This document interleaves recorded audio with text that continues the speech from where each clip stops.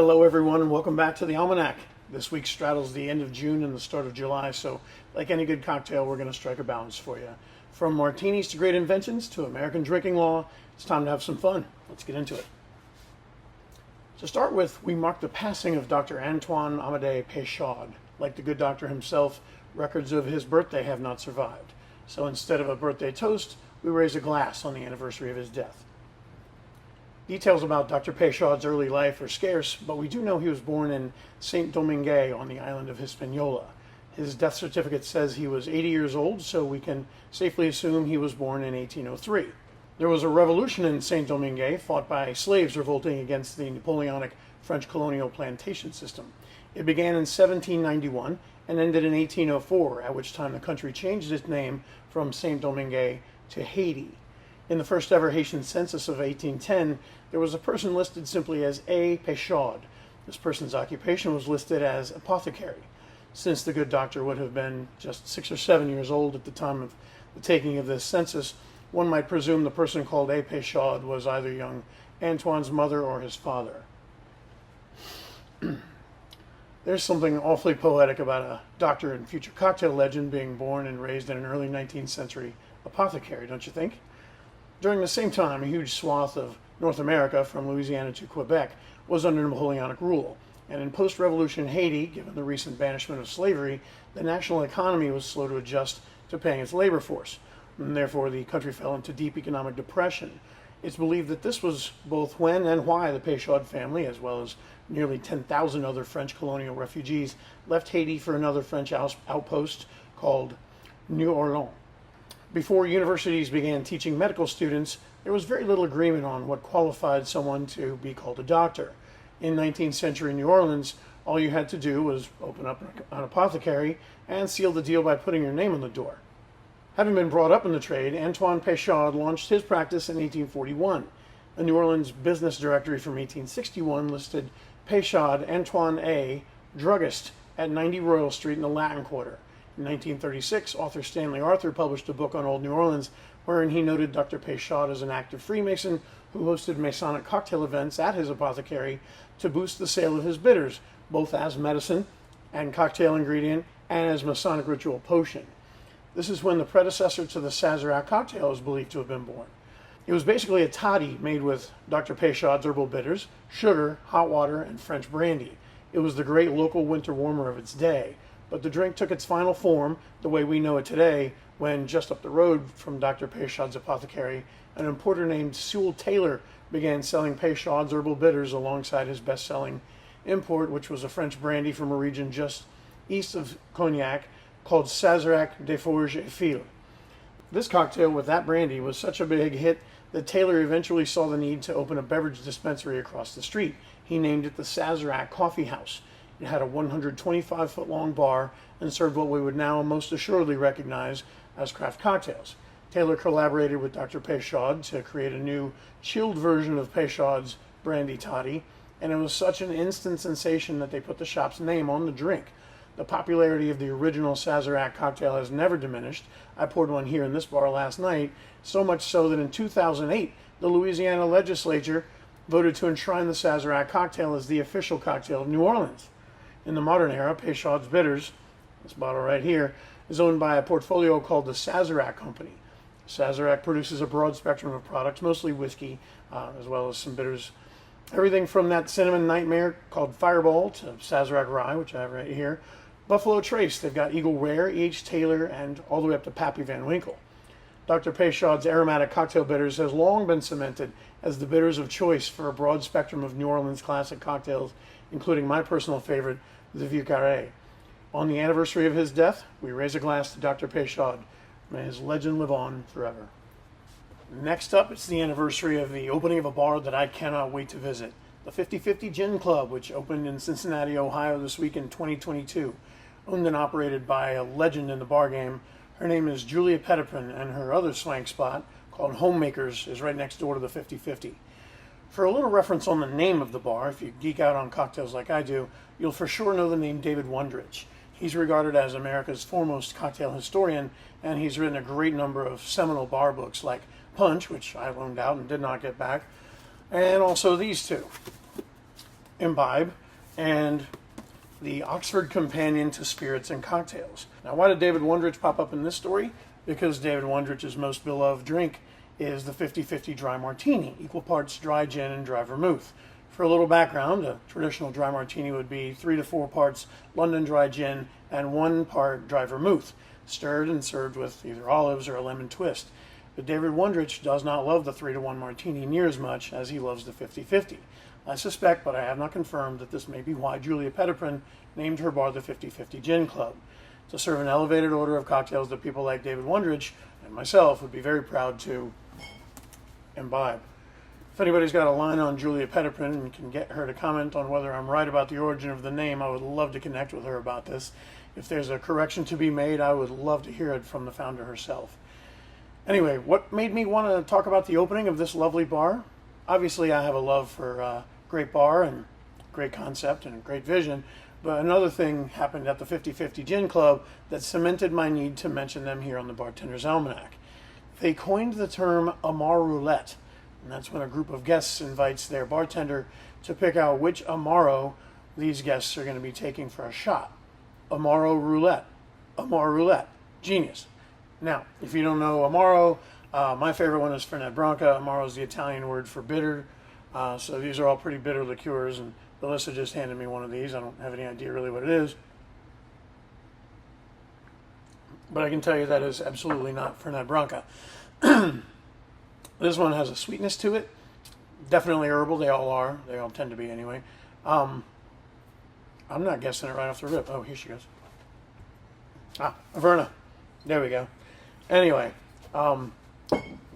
if you feel so inclined to go into your favorite bar and play a game of Amar Roulette, do me a favor, post a video, hashtag it Amar Roulette and hashtag Bartender's Almanack, and we'll all just use that video to tell Julia Petiprin exactly what a genius she is.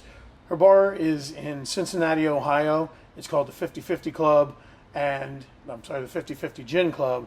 And if you're there, you roll on in, tell the staff you heard about it on the Bartender's Almanack, and see if they'll let you play a nice game of Amar Roulette.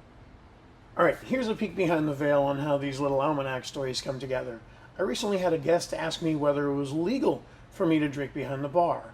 I had already told them that my bosses require complete abstinence while on the clock, and I absolutely respect my employers. But the question of legality was interesting to me, so I looked it up. In America, federal law takes no official position regarding alcohol consumption in the workplace.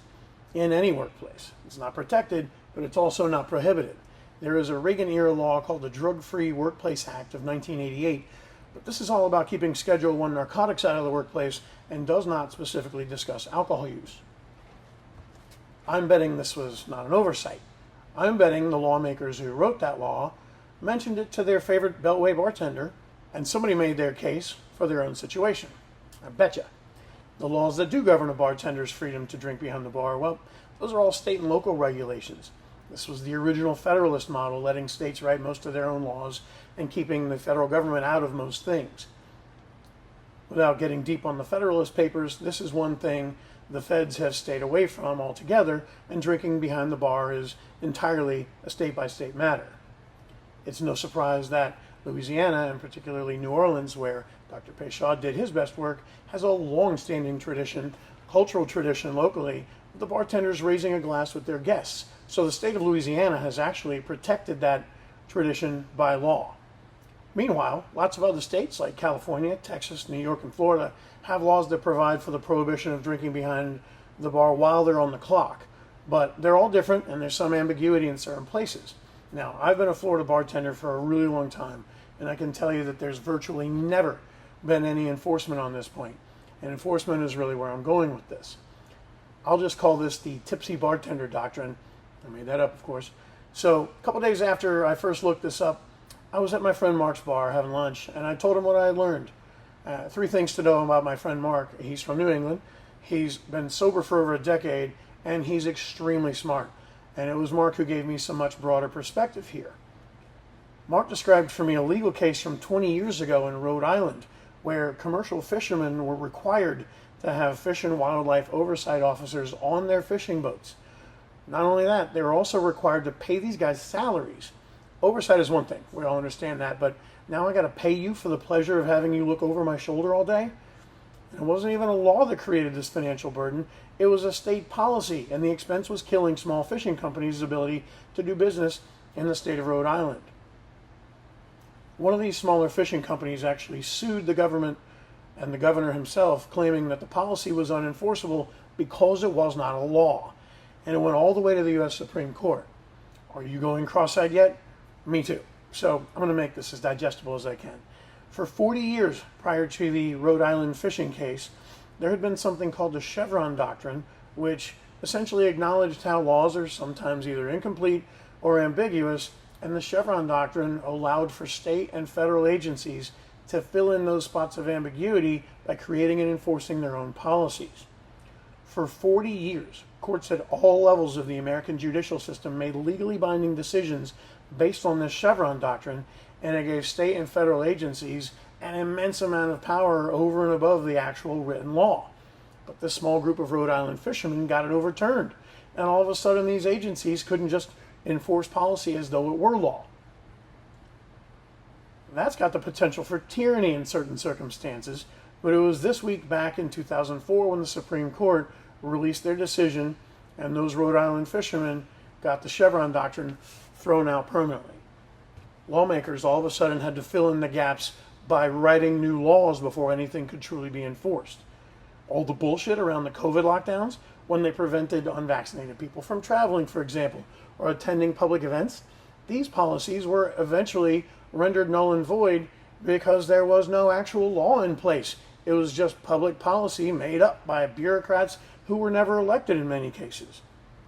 The Supreme Court's repeal of the Chevron Doctrine means that there can be no enforcement without a specific law on the books. So anyone who got fined or shut down during that time could very potentially have a civil claim against whatever agency was trying to enforce that unlawful policy. So why does the Bartender's Almanack give a damn about any of this?